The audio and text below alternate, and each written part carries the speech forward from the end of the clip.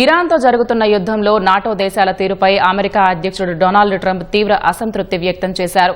తుర్కియాలోని Ankara జరుగుతున్న NATO శిఖరాగ్ర సదస్సులో పాల్గొన్న ట్రంప్ ఇరాన్తో జరుగుతున్న సైనిక వివాదంలో నాటో మిత్రదేశాలు వ్యవహరించిన తీరు తనను నిరాశపరిచినట్లు చెప్పారు.